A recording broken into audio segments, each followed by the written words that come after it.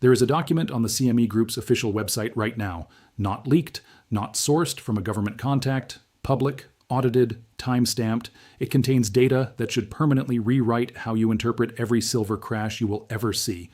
This document does not tell you what the banks are saying about silver. It tells you what they are doing with real capital. And this week, the distance between those two things is so large that the gap itself is the story. Thursday, March 5th, 2026. Silver at 82.14s, down 129. Session high was 85.69. 3 datasets from this week contain the most precisely documented physical versus paper divergence I have compiled on this channel. By the time this video ends, you will have a framework for reading silver crashes that no financial media outlet will ever hand you. Let's get into it. Here's what this week looked like. Monday, silver at $96. Squarely inside the $95 to $120 resistance zone flagged on this channel as the next major decision point for this bull market. Tuesday, silver collapsed to $77, a 20% single session decline. The backdrop makes that number more striking. An active military conflict, the Strait of Hormuz operating at approximately 30% of normal throughput capacity, and senior Washington officials on record stating the full economic impact of the ongoing situation has not yet registered in the data. Silver dropped 20% against that backdrop, then recovered to $84 by Thursday, a $7 move in 2 trading sessions. The entire community has one question right now. Was $77 the bottom? I answer that with data, and this week's data is the most concentrated set of signals I have compiled on this channel. 3 documents: CME Clearing Daily Delivery Notice, March 3rd, 2026. COMEX Silver Depository Report, March 3rd, 2026. COMEX Open Interest, March 3rd, 2026, at its lowest reading since September 30th, 2013. 12 years, each document is significant in isolation. Together, they form a pattern this market has produced before, and every time this specific combination has appeared, what followed was not further decline. The third data set is the one most market participants never open. It is also the most important. Here's what they say. CME Clearing Delivery Notice, business date March 3rd, 2026. Settlement price $82.92 per ounce. Each COMEX silver contract represents 5,000 ounces. Face value approximately $414,600 per contract. 2 sides to this document. Issuers surrender metal. Stoppers take physical delivery. Issuers, Goldman Sachs, 400 contracts, McRory, 200 contracts. Stoppers, Bank of America, 195 contracts. JP Morgan, 145, Scotia Capital, 65, Morgan Stanley, 62, RBC, 60, Wells Fargo, 50. Total stopped on March 3rd alone, 607 contracts. Month to date through March 3rd, 5,694 contracts. That is 28,270,000 ounces of physical silver formally demanded for delivery in a single March contract cycle. Translate the single-day figure into capital. Bank of America, 195 contracts x 5,000 ounces x 82.92 settlement, approximately $80 million in physical silver acquired by one institution in one session at the crash price. JP Morgan, 145 contracts, same math, approximately $60 million. Combined, $140 million in certified audited bars removed from the exchange system on the day silver was at its weekly low. Not futures exposure, not ETF shares, the metal itself. No institution allocates $140 million to an asset it expects to depreciate. 9-figure capital decisions are made when internal analysis signals current price is materially below fair value. Full stop. Here's the detail that makes the mainstream narrative structurally untenable. JP Morgan, the same entity that stopped 145 contracts at $83, has a publicly circulating analyst report projecting silver will average $81 per ounce across 2026. Their public price target sits $2 below what their own trading desk paid to physically acquire the metal on March 3rd. If $81 is the correct forward estimate, the trading desk just executed a $60 million capital error. But JP Morgan has appeared on the stopping side of COMEX delivery notices every single month for 6 consecutive months, at $100, at $90, at $80. That is not a pattern of errors. It is a documented pattern of conviction in direct, public, verifiable contradiction to their own published analysis. One angle the financial media has not touched. Under Basel III's net stable funding ratio, banks are required to hold 85% stable funding against unallocated precious metals positions, a capital-intensive regulatory classification. Taking physical delivery converts that paper liability into a fully funded allocated asset, reducing the regulatory capital load. This delivery flow carries dual incentive: directional price conviction and regulatory balance sheet optimization simultaneously. Two forces, not one, pointing toward physical accumulation at the crash price. COMEX Silver Depository Report. Activity date, March 3rd, 2026. On the same day, the paper market was broadcasting its most bearish signal of the week. Physical silver drained from every major exchange vault simultaneously. CNT Depository, 800,000 ounces withdrawn. Manfra, Tordella, and Brooks, 883,000 ounces withdrawn. Brinks, 600,000 ounces withdrawn, plus 379,000 ounces reclassified out of registered status. International Depository Services, 63,000 ounces withdrawn.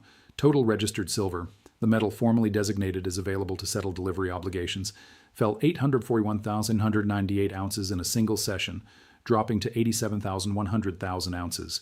Total COMEX silver across all categories fell 53,165 ounces to 352.2 million ounces. Registered is not simply stored silver. It is the deliverable buffer, the only pool from which outstanding contracts standing for delivery can be settled.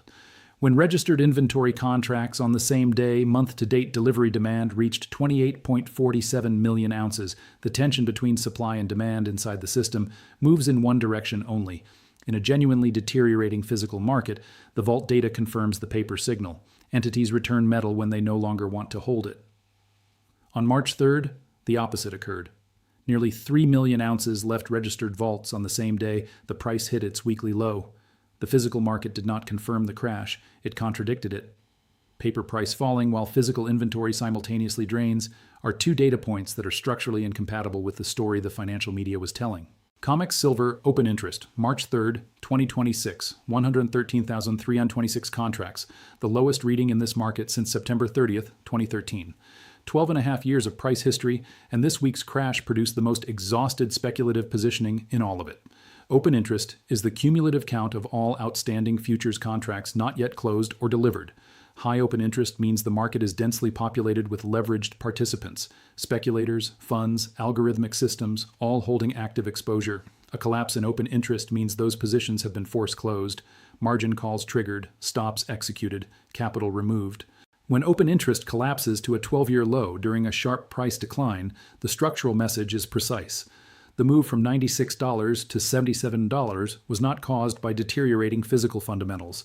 It was the mechanical output of over-leveraged speculative positions receiving margin calls and liquidating at whatever price the market offered at the moment of force. That process, measured by open interest, is now structurally complete.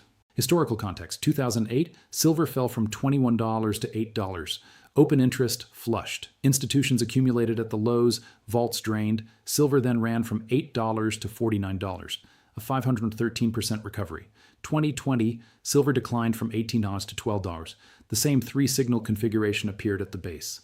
Silver then ran from $12 to $30. Every cycle follows the same sequence. Forced liquidation redistributes physical metal from leveraged participants into institutional accounts. Once that transfer completes, the market reprices to where the physical fundamentals said it should have been all along. The open interest data identifies which side is approaching exhaustion. The delivery notice identifies which side is still executing nine-figure acquisitions.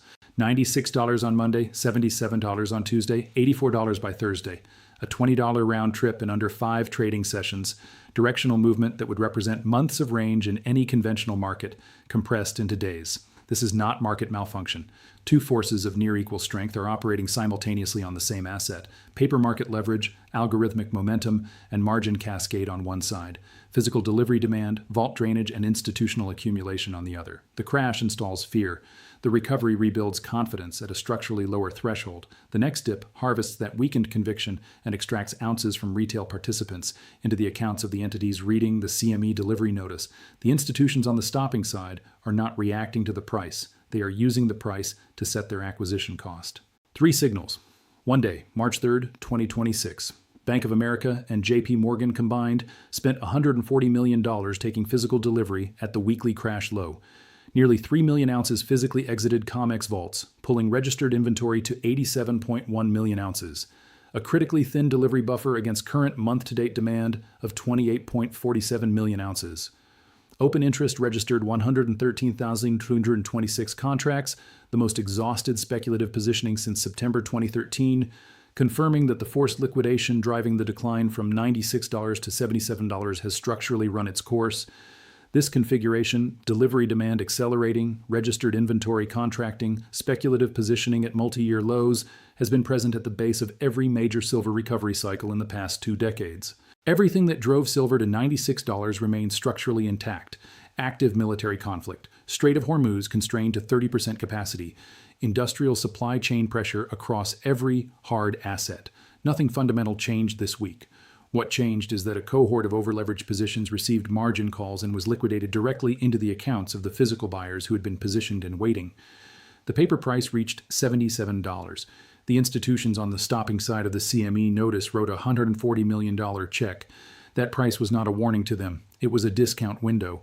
The next time a crash hits and the financial media declares the silver story over, run this checklist. Are the banks taking physical delivery during the crash?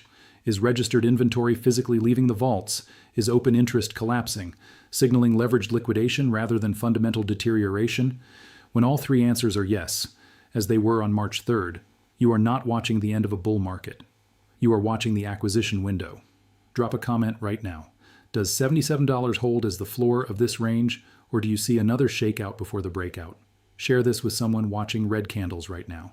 They need this framework. This content is for educational and informational purposes only. Nothing in this video constitutes financial advice. Precious metals markets are volatile. Always conduct your own due diligence before making any investment decisions.